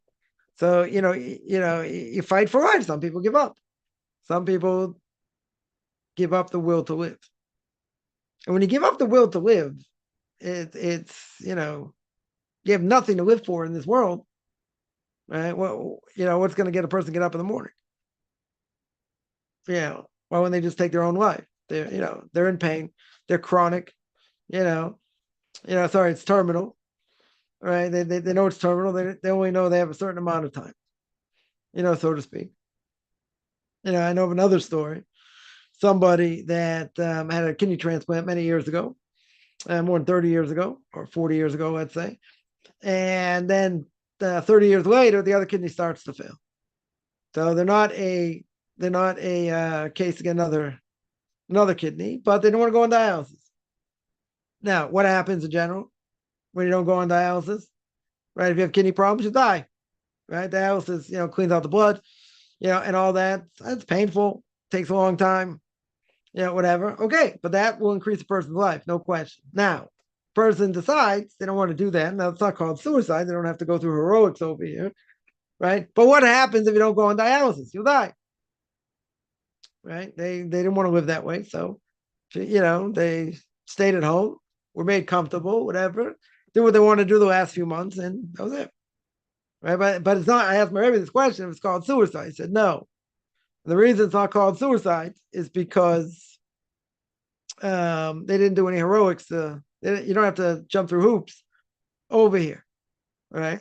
You don't have to, right? It's too painful. You don't want to suffer. You don't go through extra suffering. It's because the person doesn't want to go through extra suffering does not mean does not mean that that's called suicide. It's not active, right? There's the question that the Gemara brings up: what happens if the person had the opportunity to get medicine, they didn't do it? Similar question. They could have got access to certain medicine, to save their lives or prolong their lives, whatever. They didn't, or they didn't want to. Even better, they didn't want to. So yeah, so that we hold that's not called suicide. They didn't. Right? It doesn't mean a person has to go through heroics in general. And it's going to be painful, and they don't want to live a painful life. They're not obligated. They're not obligated, but there is the question whether a person could have done more, whether they're shortening their life or not. Is that called suicide or not? But in general, it's not active, right? It's not doing something active. It's not doing something, right? That'd be this, maybe a similar case, which get into what if a person, signs document says DNR, right? Do not resuscitate. Now, is that suicide? Not suicide. Right? You're just not doing something active over here. Right? So the question, can a person sign such a thing or not? But I would say it's probably not, it's not considered something that person's committed suicide here. Yeah. It depends on other factors also, but in general, if a person, let's say is much older, right? Much, much older. Yeah, they have a heart attack, something happens. They signed a proxy like that. What would happen? They see they're like, I don't know, let's say in the mid 80s, they have other issues. And now they have a heart attack and not breathing. Right. But they have this thing, DNR. Right now, could be they have other problems if they go against that. Right. So a question at that point, does the person have to, go through heroics, to save their lives? Right. Is that called doing something active or not? So here you're telling me that what? You're not doing something proactive, right? You're not doing something proactive. On the other hand, you're not getting the medication, the help that you can get. So again, that might be a similar thing where you don't want to suffer or go through any suffering, but and not necessarily called suicide. So whatever, there are a lot of issues. There are a lot of issues, like this. But again, what's the bottom line? The bottom line is, and that was the whole point, is that doctors are not in control. They are not in control. And I've seen a number of times, heard a number of stories like totally baffled by a case that comes in, not such a normal case, comes in and try this, try that, try the other thing. They don't have any answers, can't figure out what's going on. And they got the greatest technology today. They have unbelievable technology. What do you mean you can't figure it out? It's mind-boggling. It's frustrating. And take this case I mentioned before. This 4-year-old kid. 4-year-old kid had psoriasis, but there was other things going on that everything they did didn't work. Like nothing worked until they finally went to an ENT, to an ear, nose, and throat doctor. Well, that's like mind-boggling. It's over many months. What, you couldn't figure it out before? My kid is suffering. Try this, try that. They were totally flabbergasted. The way the kid looked and different things, and they did what they could do. Okay, but isn't science and medicine limited? It's limited. They don't think that. Everyone like prays to science, and everyone prays to to medicine, right? And if you go to someone who's not alternative medicine, people think you're, like going to a witch doctor or something, right? Now, and in certain cases, regular medicine doesn't work. So what does it hurt going on something alternative? That's not forbidden. I don't like voodoo or any of these other things. Not forbidden, right? But anything practical doesn't work, right? So according to the doctors, they don't have any way to treat it. Good. So they have no other way to treat it. So why can't you do it? Why shouldn't you do it? You got no other, you do whatever you can. Treat something within reason. But if regular medicine doesn't work, go to alternative. I'm not a, huge proponent of it, but, there are things alternative medicine can do that regular medicine can't do. You get regular, doctors will swear against it and say it's like other things that, they would never hold of, per se, and they think it's a quack and whatever. Okay. Because they're programmed a certain way. They learned a certain way. Okay. Doesn't mean alternative medicine doesn't work. Doesn't mean that. And I would say if regular medicine doesn't work, what's it going to hurt over here? Okay, so if that didn't work also, so it doesn't work. You didn't lose anything. But regular doctors think you're out of your mind. Might not be covered by health insurance, other things. Okay. But they may think you're out of your mind. Okay, do you have a better alternative? Do you have anything else that works? No. You have nothing else that works. Okay. So I can try this. Oh, good luck. Oh, they'll make fun of it. Do you have anything that works? Yes or no? No. So what are you arguing about? Right? So it doesn't mean it's forbidden. Would I necessarily go to an alternative doctor first? No. I wouldn't necessarily do that. Right? If regular medicine take care of it, okay. It depends what it is. It depends what side effects are, different things. Different things that alternative medicine is better for, right? Less side effects. But, these things don't always work either. But anyway, the idea of people turn to medicine like it's God, and like I can't believe it doesn't work, and I can't believe this or whatever. But what frustrates people to no end, they go in with certain things, and they don't have answers. They say, yeah, try this, try that, but they don't have answers. Sometimes. Or if you ask a doctor, why should I take this medicine? They'll say, just take it. Like, don't ask me why it works. It works. Right? But any medicine you take usually has like a long list or potential list of side effects. Let's say you have to take it. Person has let's say high blood pressure. So you're on high blood pressure medication for life, right? In general. So I know somebody, like that. And sometimes takes out other medicine, other things, offset, and you can have other issues, but like there's a whole laundry list of things, potential things that if you take this is what's going to happen, right? Potentially happen. I mean, not a good list. I remember somebody told me they got certain medicine. I don't know, I forget what it was. They couldn't get it in the States so much, it was a lot cheaper in Canada. They take it for something. There are like 20 things on the list. Seizures, I don't know, heart attack, stroke, like all these good things, on this list, but they had to take the medication, right? There's the medication they had to take. So like, you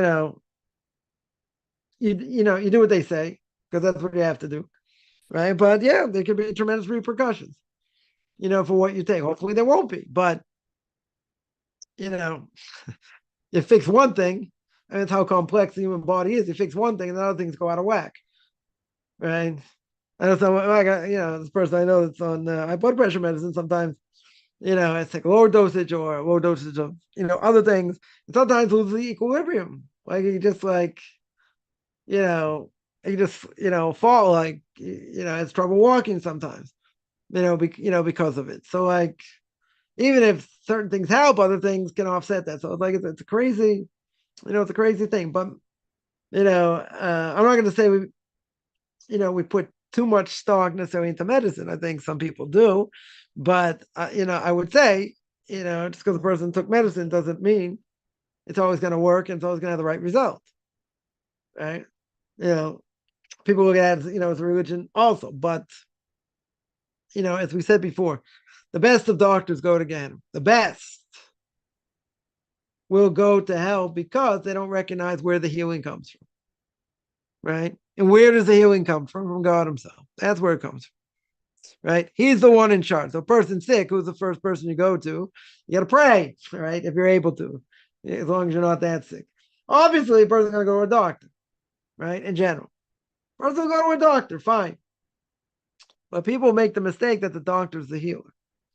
And the reality is God's the ultimate healer. God's the ultimate one that takes care of all our needs, right? Whether it's health, whether it's livelihood, whether it's other things. He is the one in charge, even if we don't understand it. Doesn't matter. He is the one in charge. But to think that we're in control and we're in control of the body, we're in control of nothing in the body. Nothing. Right? Again, on the outside might be one thing. On the inside, a person will say, a person eats a lot of junk and they're not healthy and this and that. Isn't that a good cause of cancer? Like all these things that are processed? Sure. right? People are still going to eat it, right? They're going to tell me, okay, I know of a story. Someone told me the story that they knew somebody macrobiotic. They exercised, like a fiend, and this that ate very healthy. Blah blah blah. What happened? They got cancer in the mid-60s and died. No, isn't there a mitzvah to take care of the body? Yes, clear cut mitzvah to take care of the body for Jew or non-Jew, no difference. Now, if we take care of the body, shouldn't that give us longer life, give us more energy and all that? Sure, right? But again, does that mean we're going to live long lives? No, doesn't mean that. Other things could offset that. How many people we know like who smoked and smoked a lot and they lived to a ripe old age? Right now, probably most people are going to smoke. Regardless, it's going to cut down their life. True. You can have people die of emphysema and other things, lung cancer, right? Relatively young ages. Okay.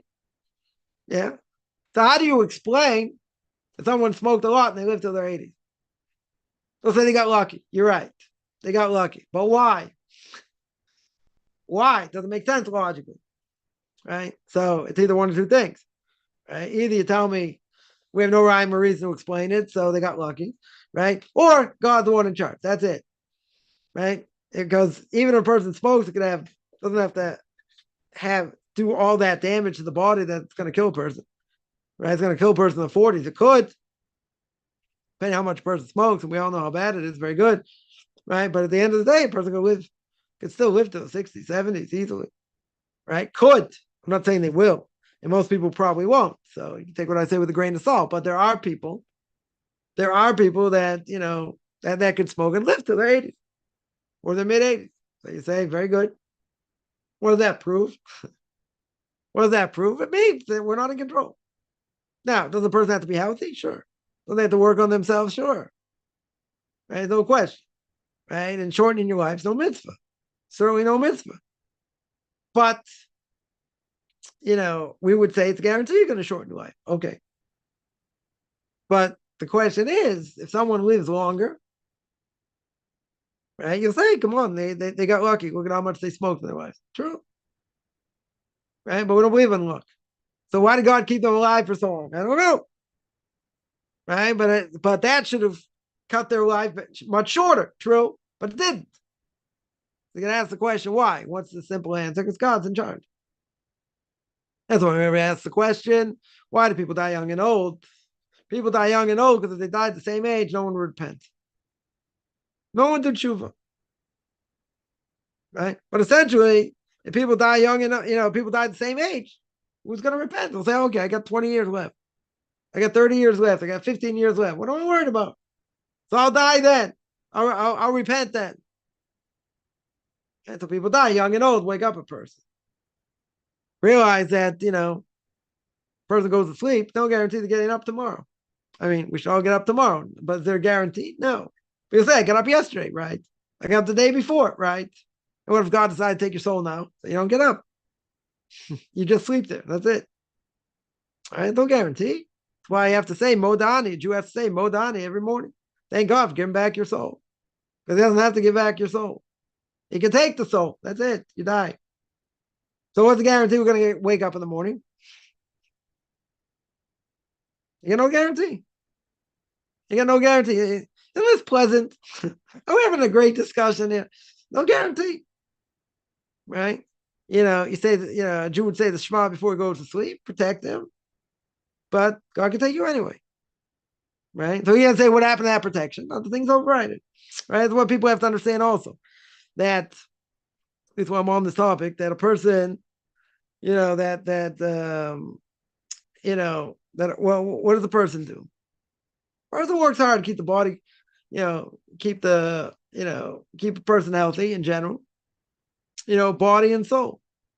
But, a person has to realize that, even if they say a lot of Tehillim every day, even if they say, like someone said, I said Pirke Avos, which is a segula, which is a good omen for, livelihood, for shidduchim, to get married, find a mate, right? So this person hopefully found a mate, looks like, but the person will say, I say it every day. I say it every day, but the end result is my situation is worse. My situation is worse. So it mentions the Q&A, mention it again. So what do you do? So what's the answer? I told him, say it again. Keep saying it. Keep saying it, invoke mercy. That God should have mercy. Very good. But you don't give up. You don't give up. Someone says, is there a segula for good health? Yeah. Segula for good health is you have to be mentally healthy and physically healthy. Right? Now, for good health, what would be the best segula? It's eat right, exercise. That's the best segula. Keep cholesterol down. Right? There are no magic formulas here. Imagine before, someone ate macrobiotic, they were, organic, extremely healthy, extremely health conscious, exercise. Yeah, that's good. That keeps the body healthy. That for sure keeps the body healthy. But it's not a guarantee you're going to live a long life. Right? Because other things can offset that. What if someone does that and, they have other sins that override it, so God will take you earlier, let's say. God forbid. Yeah, might take a person earlier. That might override it. So should they be health conscious? Yes. Should they exercise? Yes. Within reason. Keep the body healthy. Now, is that a guarantee that a person's going to live a long life? No. Why is that not a guarantee? Because there are other things going on. A person did other sins that offsets. But we have to take care of the body. Bottom line, short, long answer is you got to take care of the body. Take care of the body, right? You got to feed the body. You got to feed the soul also. Right? Person, we say every day, at least most men out there will say every day, Ivdu es Hashem b'simcha. We got an obligation to serve God with great joy. Right? Great joy can overcome a lot of things. To be happy. But you got to say, isn't it so hard to be happy in this world? Yes. Aren't there a lot of tragedies and different things? Yes. Attitude goes a long way. So is there a segula for good health? I would say to eat healthy and exercise is good, is good. Right? It's definitely a good omen for for long life. Is that a guarantee? No. Not a guarantee. Right? It's a similar thing. Like I heard a great rabbi say, before Rosh Hashanah, before Yom Kippur, looking for a segula for tshuva, for repentance. Right? Say, if I go to this Rebbe's grave and I do this, I do that. So he said, I got a great segula for people. He goes, what's that? Tshuva. Repent yourself. People looking to jump through hoops and do all kinds of things. We got to do things for ourselves. Jumping through hoops is not an answer. Right? I'm not saying it doesn't help. Right? But, when it comes to Yom Kippur, what's Yom Kippur all about?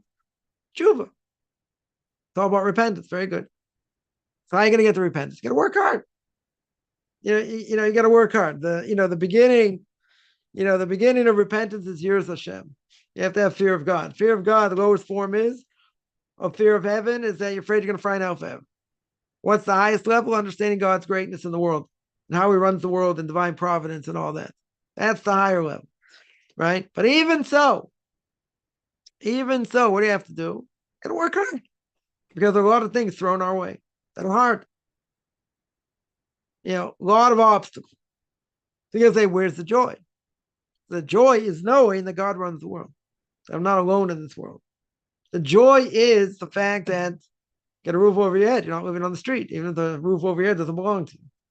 All right? You have food. You're not starving. Sometimes better, sometimes worse, whatever, but you're not starving. All right? Many things to be thankful for, as we always say. Write a list, 20 things down. Write a list before you burn it after you're so upset, different things going on.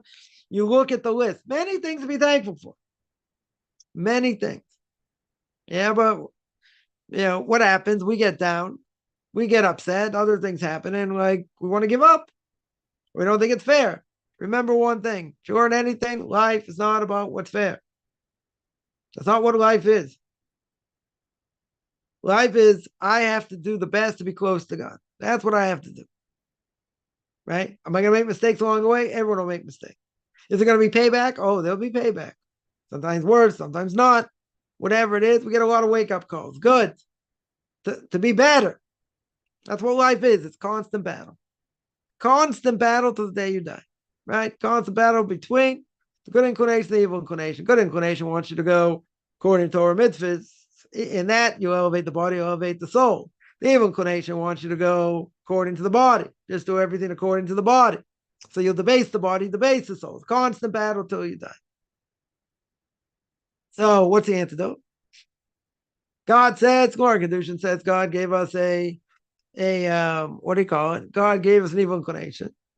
And he gave us the antidote. What was the antidote? Torah. Well, what do you need with Torah to overcome the evil inclination? God. You need God's help. If you don't have God's help, won't help.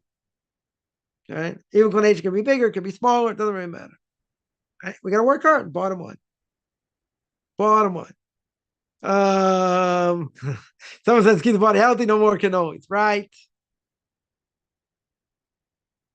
Right, but person's got a sweet tooth. They like to eat certain things. Okay, right. Person has cholesterol problems. They got to work on that. Person gonna have a heart attack. Right. Person got to be careful. Does that mean a person should never, eat things that aren't necessarily good for them? No, within reason. Right? Tell a person to eat, ice cream every day? No, it's unhealthy. Right? Once in a while, very good. Right? So we do that. We know that, but at the end of the day, God wants you to enjoy this world also. He's not expecting you to starve, right? He's not expecting you to be, what do you call it, fast, every couple of days or whatever it is, right? But we do have an obligation to take care of the body, right? That there's no question. So, on that we got to work hard. That's for sure. But again, working hard and keeping the body healthy. Remember, there are other factors going on, so it doesn't guarantee long life. But if a person keeps the body healthy, shouldn't a person have more energy? And this, sure. But again, other things can offset it. So, is there a segula? Is there a segula for good health? Yeah, eat healthy and exercise. That's a segula. Yeah, anything. And again, part of this also is keeping the mind fresh. Because a person eats a lot of junk and it's high in sugar and all that, you conk out. You have a high and then you basically conk out. So you want to keep the mind going in the right direction also, because what we see a lot of times we don't understand. So the mind has to go in the way of Torah, understanding the bigger picture, as we always say, and seeing the bigger picture. Once you see the bigger picture in many ways, whatever you go through, you're going to say, okay, right? It's like a grandson of Rabbi Eliashib, blessed memory, that I learned with, and one of the things he says, and tell him all the time. I quote him on this, and that is, if a person, let's say, in their lives, the only major thing going on that's hard, I think it could be a lot of things hard, but let's say the major thing they suffer from is livelihood, right? It's a problem with money. He said you should kiss the ground every day. You should kiss the ground every day. That's the only problem. Have health issues, family issues, okay, whatever. But, let's say a person doesn't have, any health issues or any, major health issues. You're rich. Doesn't matter what your bank account says. Doesn't matter what's in your pocket. It's irrelevant. Yeah. Because, as I always say, I grew up around adults when I was a kid. And basically a lot of people said, when they were in their 40s, let's say, 30s, 40s, if you don't have your health, you don't have anything. Right now, it depends how you look at it. But yeah, if you don't have health, you can have all the money in the world. Doesn't help. Not gonna help, right? Imagine like this person has ALS. They could be, they could be mega rich, right? Let's say, but they're not. Even if they were, what's gonna help? I know someone that was mega rich. They got sick. The money helped them in certain ways, right? Get better treatment and different things. But end of the day, right? They also died, but it can help prolong your life. That's for sure. That 100% is true. But at the end of the day, God comes, angel of death comes. That's it, right? All the and even better. If a person's sick, now you can't do certain things, and it's going to be a long road back, and you may never get back or whatever. Then people call in quality of life now. What am I living for? Get all this money, I can't use it. Well, what about all the thankfulness you had before when you were mega wealthy? People forget that. People look at the glass as half full, so to speak. A person could say, listen, I know a person got this rare skin disease. I don't think they're going to die from it, but it's very uncomfortable. They have plenty of money. Okay. So are they right at this point? if I would call them up, interview them, I'd say, are you thankful for the life you had up until this point? Or are they just going to like curse out what they're going through? Well, they're pretty miserable because they're in pain. My body's in pain. They can't do very much. But that's not the question. When a person's in pain, you don't think straight either, because the only thing you want to do is alleviate the pain. Okay, right? But bottom line, if they were lucid, right, for any length of time, right, without being in pain. Let's say I got them for 20 minutes, they weren't in pain. And I would ask them, are you thankful for all the health you had up until this point? Or are you just going to commiserate about the pain you're in now? Now, what would some people say? The health I had up until this point, very good, but I'm in a lot of pain now. I can barely move. True? 100%. That is true. But I would think, and I could be wrong, right? People take this with a grain of salt, but I would think that if a person, at that point, even if they're in a lot of pain right now, wouldn't they pay any amount of money to get rid of the pain and be healthy? Sure. Pay any amount of money. And what would happen? What would happen if miraculously they got better? They got stronger. The pain is much less. They can go back to a normal life. Now, at that point, wouldn't they be thankful for the life they have right now? That they were giving back their life? Yes. They wouldn't attribute it to God, probably, but let's say they're thankful now. Now, what are they going to do? The same things they did before. They're not going to get the message, right? They're going to say, are they going to remember? Is it going to change their life in any way?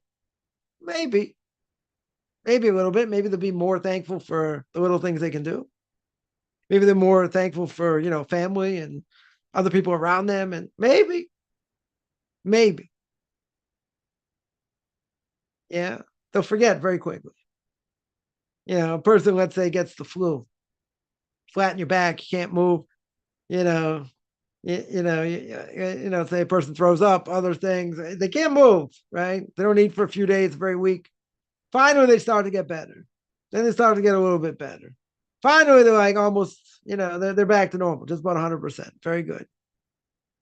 They remember what it was like to be sick, then they forget. They pray every day they shouldn't get sick again. They forget. They absolutely forget, because we take it for granted. Health's not something, this is obvious. I'm not telling people what they don't know. This is obvious, right? You don't take health for granted, at all. That's why I said before, it was so incredulous to me that some people when it came to COVID, they would just, take my chances. You don't take health for granted. No matter what, you say, oh, it's not going to affect me the way it affects others. Well, what if it does? What if it's like 1 in 10,000? You're going to say it never affect me that way. Let's say you were the one that got affected by getting it. Yeah? You're going to say my bad luck. God doesn't miss. So that's how a person got hit. Okay. Get hit any number of ways. God's got a lot of messengers. So use this to get to you. So I would ask the question. Somebody want to play Russian roulette? Even if the odds are very slim, right? By this, it was incredible. People would say, yes. Not going to affect me that much, no big deal. Other people scared out of the wits, they would say no. Right? So, when it comes to health, I would say, I'm not saying we all have to be, organic, and eat macrobiotic and exercise like fiends. You got to have a balance. 100% you have to have a balance. You can enjoy this world, and eat pretty much what you want within reason, without having cholesterol problems or other things. You have to do it the right way. You have to be disciplined. A lot of people aren't disciplined. But, at the end of the day, a person has a well-oiled machine and, and they're healthy and this and that, that's great. Give you more energy, clarity of thought, very good. But that doesn't guarantee extra life. Doesn't guarantee you live till you're 100. Right? Very few people get there. Okay. So the question, you got to do what you got to do. Right? A person will say, well, you only live in this world once. So I'm just going to enjoy this life. Eat, drink, and be merry, lest tomorrow I die. Okay, but you're going to pay a price for that. Can't just do what you want. Can't just, be 40, 50 pounds overweight and never exercise, just eat whatever you want or whatever. You'll die from it, right? It'll cut your life, short. It could be, though, within reason. A person's overweight, they can live to a ripe old age. Could happen. It's highly unlikely, but it could happen. Could happen. So there's a big X factor. The big X factor is God himself. But we have to realize, can't take health for granted. We take a lot of things for granted because, this happened yesterday, it'll happen today, it'll happen tomorrow, it'll happen the next day. No one thinks anything's going to happen. They're not going to be affected in a bad way. And there's no guarantee for them. But that, so again, I would say you got to put your best foot forward. There's no question. You do what it takes, to protect your health and protect your body and different things. You do what it takes, but, within reason. That mean you can't have ice cream? No. That mean you can't have candy? No. Mean you can't have chocolate? No. But within reason. Within reason. Keep the body healthy, keeps the mind healthy.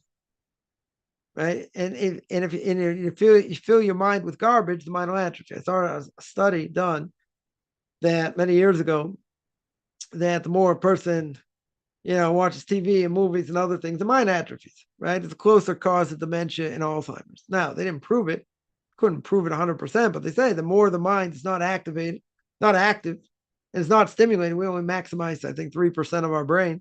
So if you don't maximize your brain, so to speak, right, your brain could atrophy, could lead to Alzheimer's. Now, you could have great people, even great rabbinic scholars, at the end of their lives get Alzheimer's, different things. Okay, I don't have an explanation.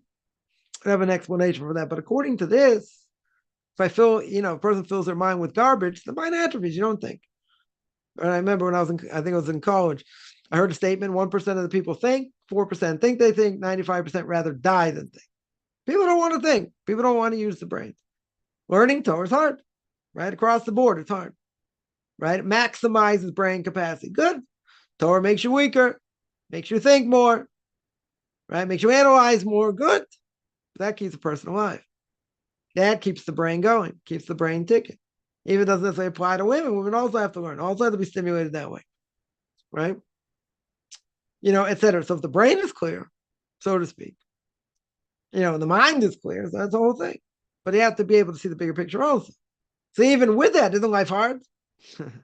Sure, life is hard, but we have no other choice. We have to go through it. But the question is how. The question is how to take the bull by the horns, so to speak, right? So you want a person wants to get all this knowledge, wants to use all this knowledge, and that'll keep the brain strong, no question. Now, is that a guarantee? 100% that a person does that and they learn every day for, even 20 minutes, half an hour a day, but they really, they're really straining themselves to learn and this and that. Is that a guarantee a person will get dementia or Alzheimer's? No, not a guarantee, right? There are other factors, right? It's called God. There are other factors, but you want to keep the mind strong, right? So you got to prepare. You got to prepare to the best of your ability. All these things are good preventive medicine. They're all good preventive medicine. Is it a guarantee that it stops? That it stops these other things? It's a guarantee. So you can say, what's the point? The point is that you got to do it anyway. You got to put your best foot forward at all times. Putting your best foot forward at all times guarantees you zero. Guarantees you zero, but you got to do it. Right? People in business or other things, clients come into stores, different things. You don't know what they're going to buy. They might buy something worth a few bucks. They might buy something worth $100. They might buy nothing. They may come in and buy nothing.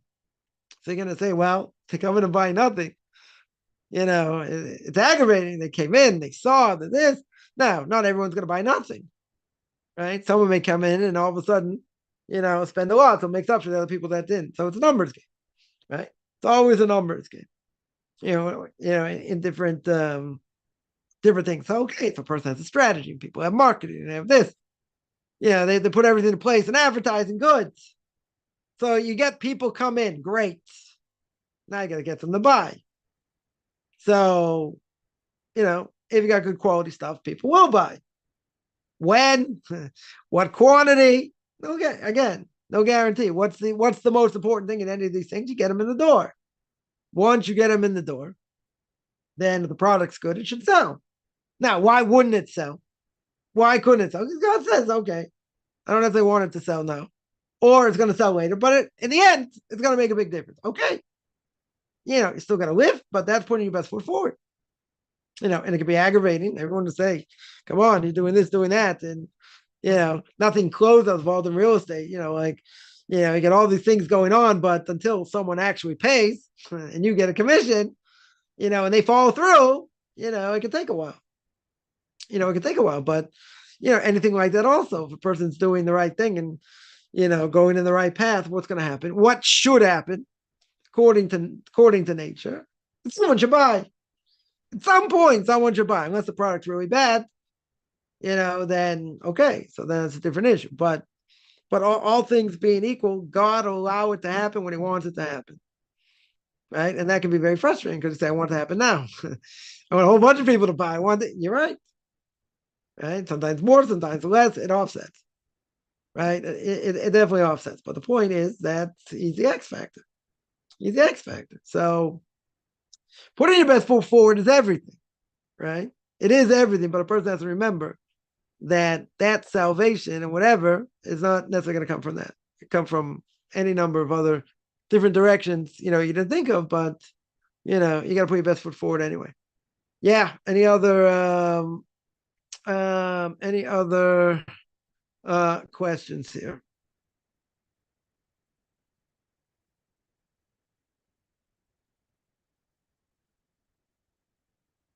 All right, I'm gonna stop here. This is every Saturday, 2:30 Eastern time, 9:30 Israel time. It's gonna get earlier. It's gonna be 2 o'clock at some point. Not probably another 2-3 weeks when Shabbos goes out earlier. Otherwise, anyone has any questions, find me on Facebook at Michael Chaim Kaufman, Beyond Orthodox Conversion Judaism, orthodoxconversion.com. We'll be on Orthodox Conversion Judaism on YouTube. There I got videos on Torah portion of the week, even though I'm very behind. Q&As, ethics for our fathers. Book of Leviticus. You want to send me an email, rabbichaimkaufman@gmail.com, RBBICHAIMCOFFMAN at gmail.com, whichever good. Beginning of the day, middle of the day, end of the day, depending